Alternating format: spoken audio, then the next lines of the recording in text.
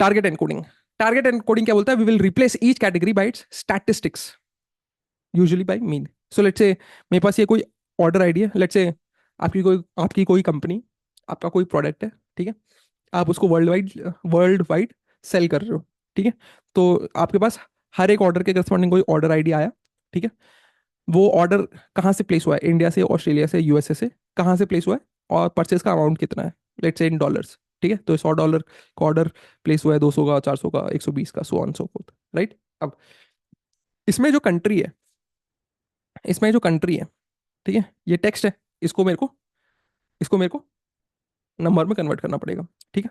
तो क्या तरीका, आप इन कंट्रीज या इन कैटेगरीज को किसी भी स्टैटिस्टिक्स से आप रिप्लेस कर दे सकते हो, मीन से स्टैटिस्टिक्स ऑफ इस परचेस अमाउंट से आपको करना पड़ेगा, ठीक है।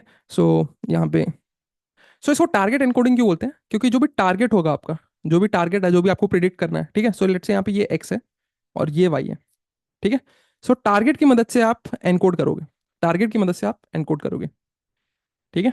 Replace each category by it's, replace each category bye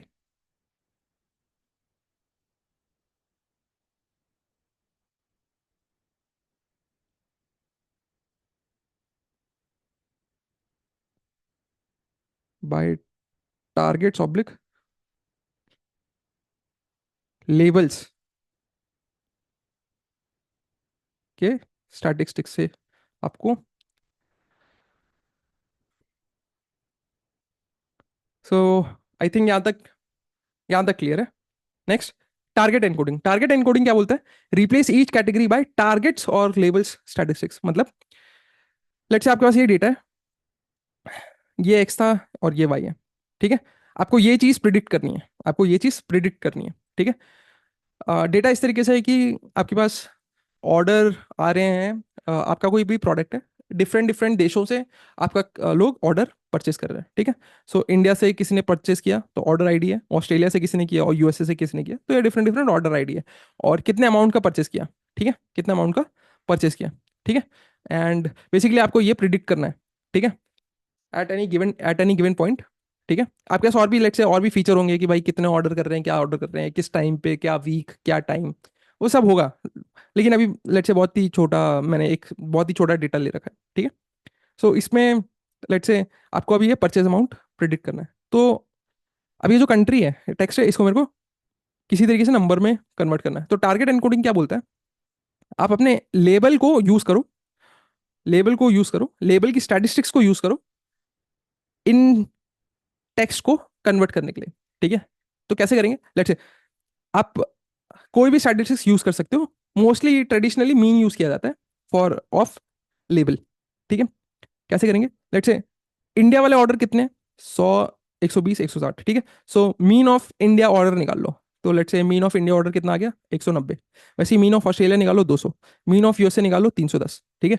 और एक टोटल मीन निकालो, टोटल मीन या ग्लोबल मीन कितना है, 200, ठीक है। अब जहां जहां पे इंडिया है वहां वहां पे मीन ऑफ इंडिया से रिप्लेस कर दो, ठीक है। जहां जहां पे ऑस्ट्रेलिया है वहां वहां पे ऑस्ट्रेलिया का मीन से रिप्लेस कर दो, 200 एक ही जगह था।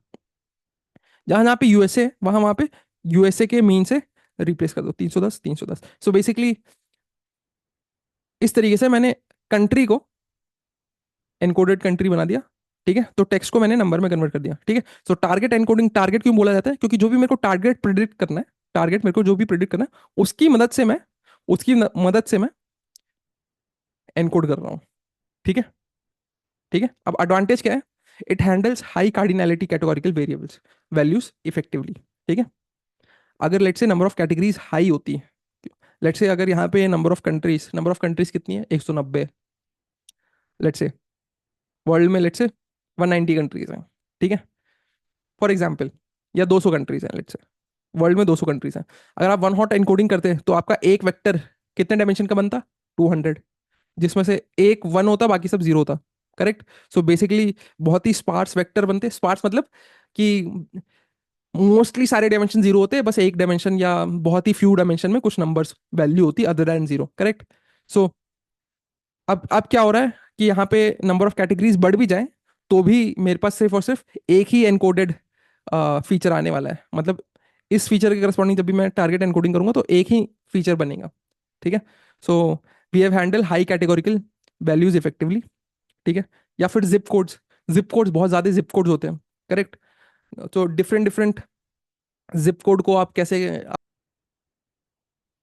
जिप कोड को लेट्स से आपके पास कोई जिप कोड होगा इंडिया में, तो लेट्स से 422100 होगा, 72422101 होगा, समथिंग जीरो, ऐसे जिप कोड्स होंगे, करेक्ट। अब आप बोलोगे ये जिप कोड तो ऑलरेडी नंबर्स हैं, बिल्कुल सही बात है, ये जिप कोड्स तो नंबर्स हैं, ये जिप कोड्स तो नंबर है। या तो आप इनको ऐसे ही आप मशीन लर्निंग मॉडल में डाल सकते हो, या तो फिर इन ये जो जिप कोड है ये कैटेगरीज हैं, करेक्ट। क्योंकि बहुत सारे ऑर्डर्स होंगे जो सेम जिप कोड से आ रहे होंगे, तो ये बहुत बहुत ऑर्डर्स में सेम जिप कोड आ रहे होंगे, correct.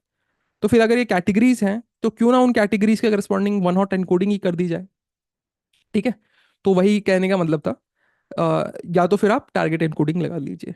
The encoded values represent average relationship between categories, the encoded values represent average relationship between categories and the target variable which can make the model easier to interpret. So basically हम जब encoding कर रहे हैं तो एक तरीके से मेरा मशीन लर्निंग मॉडल ये समझेगा कि भाई परचेज अमाउंट और एनकोडेड कंट्री में देर इज सम रिलेशनशिप, क्योंकि हम लोगों ने टारगेट टारगेट वेरिएबल को यूज करके ही इसके मीन से या इसी के स्टैटिस्टिक्स से हम लोग ने इसको एनकोड किया, ठीक है। And it reduces the dimensions as compare to one hot encoding which has to reduce model complexity. ये तो हम लोग ने देख लिया था। डिसएडवांटेज क्या है, रिस्क ऑफ ओवरफिटिंग क्या होती है देखेंगे बाद में आराम से, ओवरफिटिंग क्या होती है देखेंगे बाद में। अभी के लिए ऐसा समझ लो कि मॉडल कुछ ज्यादा ही रट लेता है, ठीक है, मॉडल ने कुछ ज्यादा ही रट लिया। क्या होता है ये सब, वही सेम चीज है। जब आप ओवर फिटिंग पढ़ लोगे, हर सारा कॉन्सेप्ट पढ़ लोगे, फिर जब आप ये नोट सारे रिवाइज करोगे तब आपको चीज़ें बहुत अच्छी तरीके से समझ में आएंगी, ठीक है। लेकिन अब मैं हर बार जैसे मैंने आपको ओवर फिटिंग पढ़ाया है, फिर मैं आपको वापस आके ये नहीं बता सकता हूँ कि भाई देखो टारगेट एनकोडिंग हमने पढ़ा था, उसमें ओवर फिटिंग खतरा होता है। तो एक ही बार मैंने यहाँ पे लिख दिया है, ठीक है। अब फिर जब मैं आपको ओवर फिटिंग का कॉन्सेप्ट बताऊंगा उसके बाद फिर आप जब नोट्स रिवाइज करोगे तो फिर आपको सारी चीज़ें एक साथ समझ में आने लगेंगी, ठीक है। रिस्क ऑफ डेटा लीकेज क्या होता है ये भी हम देखेंगे, डेटा लीकेज क्या होता है ये भी हम देखेंगे, ठीक है। Less effective if the categorical feature has little to no relationship with target variable, ठीक है। अगर इस कंट्री और इस कंट्री और मेरा जो भी टारगेट वेरिएबल है या टारगेट फीचर है इनमें कोई रिलेशनशिप नहीं है, तो फिर आप जो भी लेवल एनकोडिंग कर रहे हो मतलब या टारगेट एनकोडिंग कर रहे हो, टारगेट को यूज करके आपने इसके स्टैटिस्टिक्स को यूज करके आपने इन कंट्रीज को एनकोड किया, ठीक है। तो अगर कोई मेजर रिलेशनशिप नहीं है तो फिर इस तरीके की एनकोडिंग का कोई ज़्यादा फर्क नहीं पड़ेगा आपके मशीन लर्निंग मॉडल में, ठीक है। अब सेम चीज़ भाई, ट्रेनिंग के वक्त आपने जो भी टारगेट एनकोडिंग करी है, so similar to train data you will do the target encoding. मतलब जो भी आपने यहाँ पे सेम स्टैटिस्टिक्स यूज करी थी, लेट्स से इंडिया को जिस भी नंबर से रिप्लेस किया, ऑस्ट्रेलिया को जिस भी नंबर से रिप्लेस किया, तो टेस्टिंग डेटा में भी सेम नंबर से ही रिप्लेस करोगे, ठीक है। टेस्टिंग डेटा में टेस्टिंग डेटा का कोई भी आप टेस्टिंग डेटा में टेस्टिंग डेटा का कोई भी आप स्टैटिस्टिक्स यूज नहीं करो, और कर भी कैसे सकते हो, यहाँ पे तो वाई है ही नहीं, यहाँ पे तो वाई है ही नहीं, यहाँ पे जब लेवल है ही नहीं तो आपको टारगेट एनकोडिंग करने के लिए तो आपको लेबल चाहिए ना। टारगेट एनकोडिंग करने के लिए यहाँ पे आपको लेबल चाहिए, और लेबल के स्टैटिस्टिक्स से आप कैटेगरीज को एनकोड करते हो, करेक्ट, टारगेट एनकोडिंग में, ठीक है। So use the same training category statistics, ठीक है, that is encoding mechanism. Problem with target encoding, problem क्या हो सकती है, लेट्स से जब ये ऑस्ट्रेलिया के करस्पॉन्डिंग जो भी परचेस अमाउंट था 200 के बजाय अगर 1200 हो जाता, right. So mean for India would be 190, mean for Australia 200/1 की जगह 1200/1 1200 हो जाता, correct. Mean for USA same रहता 310, एंड म्यू टोटल नाउ या फिर अब now the total average will be the global average will be 366.66, okay.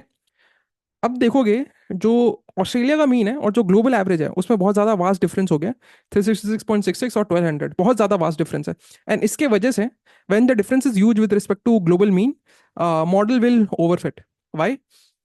अच्छा, सबसे पहली बात, ओवरफिट का मतलब क्या है ये सब हम टेक्निकल डिटेल्स में देखेंगे। अभी समझने के लिए आप ये समझ सकते हो ओवरफिट मतलब जब आपका मॉडल बहुत ज़्यादा ट्रेनिंग डेटा को रट ले और फिर अनसीन डेटा पे पुअर परफॉर्म करे। जैसे कि आप जब एनसीईआरटी का एग्जाम्पल सॉल्व कर रहे थे या फिर एनसीईआरटी से जब भी आप मैथ्स के प्रॉब्लम सॉल्व कर रहे थे, तो आपने वो वाले प्रॉब्लम्स बहुत दिमाग में रट लिए, ठीक है।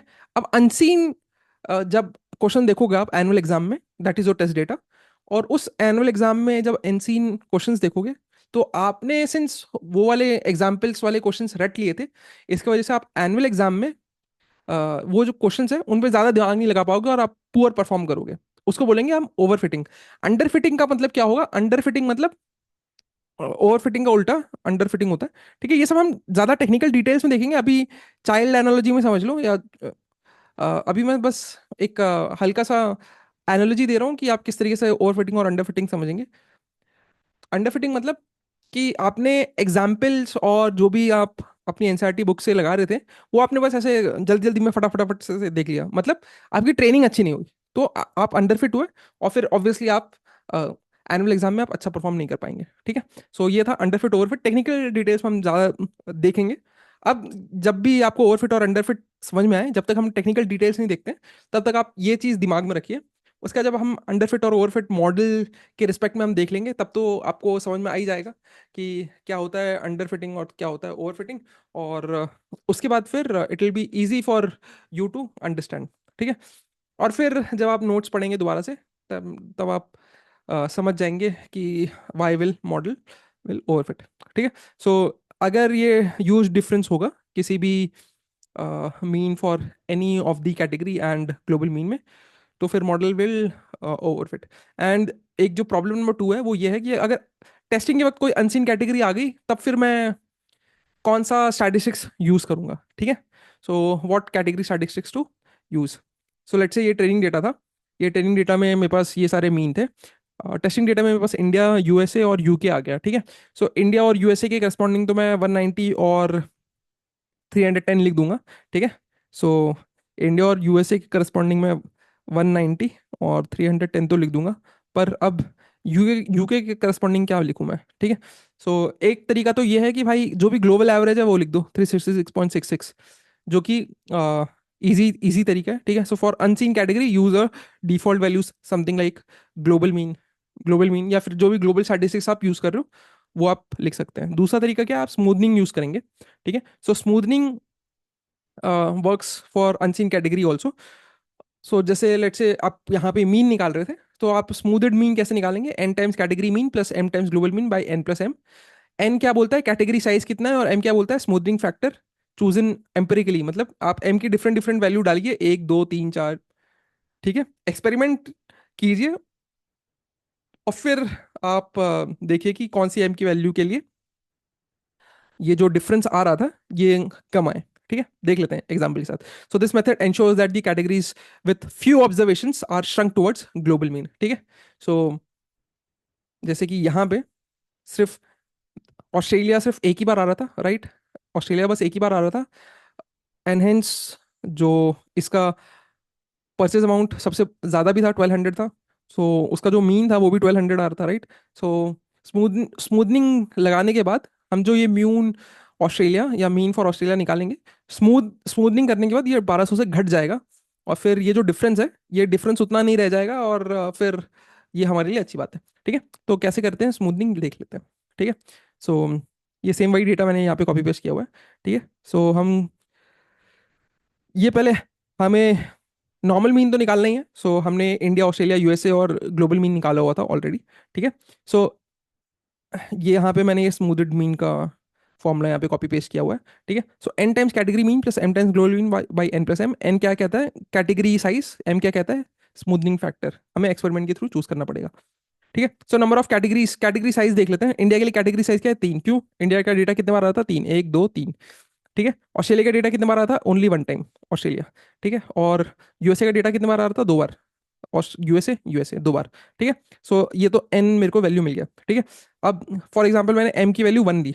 ठीक है, ये जो एम है, जो एम है वो मैंने 1 ले लिया। ठीक है, तो mu India smooth, mu India smooth S. ठीक है, सुपरस्क्रिप्ट लिखा हुआ है। सो म्यू इंडिया स्मूथ कैसे मिलेगा? 3 times 190 plus 1 times 366 divided by 3 + 1 4। ठीक है, जो कि मेरे को मिल गया 234.165। ठीक है, वैसे ही 1 times 1200 plus 1 times 366.66 divide by 1 + 1 2, तो मेरे को कितना मिल गया? 783.33। और वैसे ही यूएसए निकालोगे 328.88। अब देखो पहले 1200 और 190 में कितना ज़्यादा डिफरेंस था, 1200 और 310 में कितना ज़्यादा डिफरेंस था, लेकिन अभी सिर्फ मैंने m = 1 के साथ जब स्मूथनिंग किया तो देखो डिफरेंस में ड्रॉप हुआ। वैसे अगर मैंने m = 5 के साथ स्मूथिंग किया तो देखो कितना डिफरेंस हो रहा है, right. So for unseen categories we will assign इधर default values and use smoothed mean, ठीक है। सो एक डिफॉल्ट वैल्यू आप असाइन कर सकते हो और स्मूथड मीन भी आप यूज कर सकते हो, ठीक है। So these were the things. So ये सारी चीज़ें मेरी हो चुकी हैं, और अब हम फीचर स्केलिंग हमारा हो चुका है, एनकोडिंग कैटेगोरिकल वेरिएबल्स भी हमारा हो चुका है। हम फीचर इंजीनियरिंग देखेंगे कुछ लेक्चर्स के बाद, ठीक है। सी बाय बाय।